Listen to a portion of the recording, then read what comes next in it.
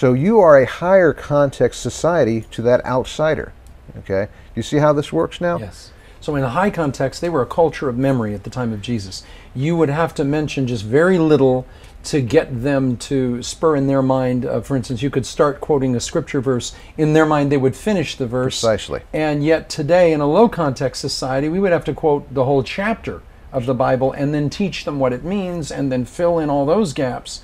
So they were a culture of memory in that day. They'd want to hear it again and again. You know, we'd want to hear all the details again, whereas they would have no need to do that. Just to use a practical example I gave, the crucifixion. You know, the silence theorists will say, well, all they say is that Jesus was crucified. They don't say it happened at Golgotha. They don't say the Romans did it. They don't say this and this and this.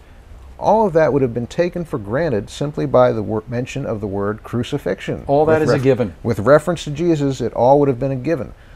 The word crucifixion or crucified or cross would have become, you might say, a code word for the Christians.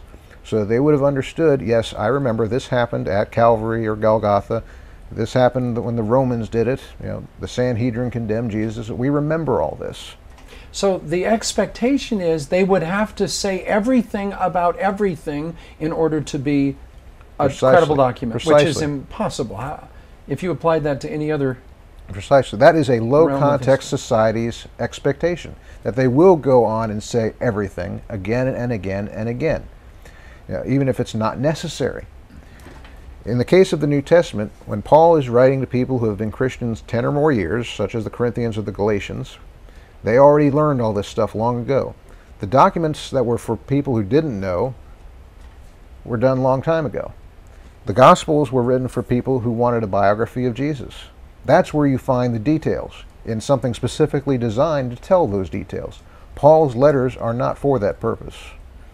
Paul's letters were for the purpose of solving problems in the Corinthian church, in the Galatian church. So we shouldn't be expecting him to go back over all these details again. Now, I understand there was a rabbinic teaching method called remez, where a rabbi would begin to quote the beginning of a verse and would teach in that sense, and the hearers would know not only the full text and the full, what we would call the full chapter, but they would understand all the teaching appended to that because they were a culture of memory. We're not like that today. That's right. So it's a category mistake. They're expecting a low context society, and they're imposing that anachronistically on 2,000 years ago, right? Exactly right. And that is what one of the specialists in this kind of thing said specifically.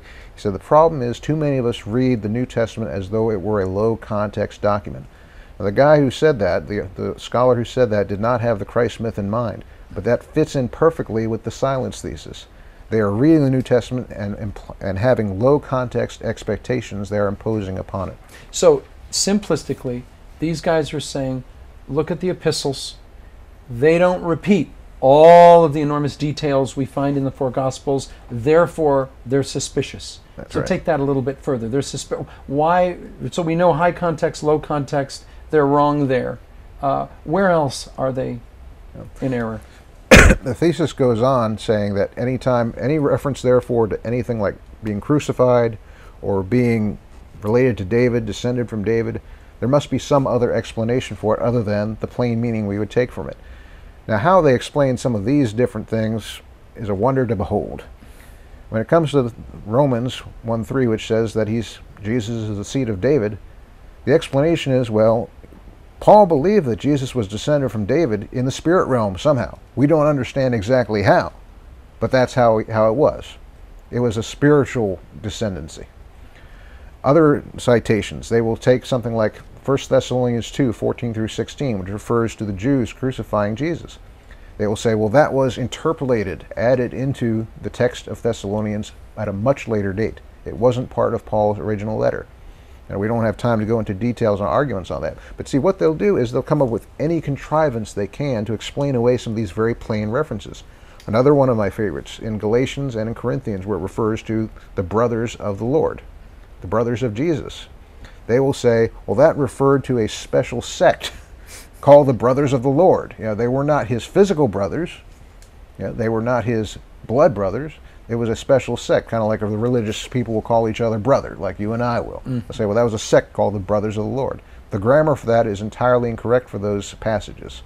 It clearly refers to someone who is a physical brother. But they need to come up with explanations like this, because otherwise what they say falls apart. So a person who is not educated in these areas picks up these big, thick books, and they begin to read, and they begin to wonder, yeah, gee, the virgin birth isn't mentioned in every epistle. Often people say the word Bible isn't mentioned in the Bible. I mean, but that seems to be a very important thing. People that are reading or encountering this for the first time, they have no frame of reference with which to evaluate these claims. No, it's being brought up for them for the very first time. They just do an internet search looking for something else, so then they find this other thing. Say, well, I wonder what that says, and then it explodes in their faces. It just comes up entirely by surprise on them. Jesus didn't exist, and here's why. Wow, I never thought of that. How can I answer that? Yes. Where do I go? Well, James Patrick Holding at Tecton Apologetics is the presence on the web where you can go. Shattering the Christ Myth is a book you can buy on Amazon.com.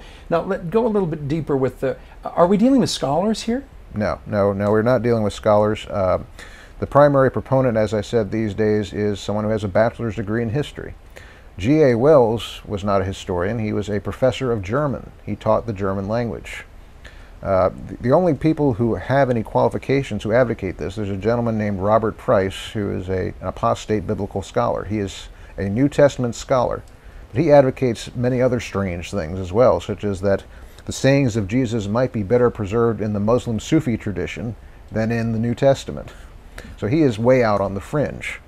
And you'll find some people on the Internet Infidels website who advocate this idea. There's one fellow in particular named Richard Carrier, who has just recently gotten his PhD in history. And because he has read Doherty's works, he is somewhat sympathetic to the Christ myth right now, and he is saying he's going to look into it. But for the most part, the people who advocate this thesis are not trained, they are not historians, they are not scholars.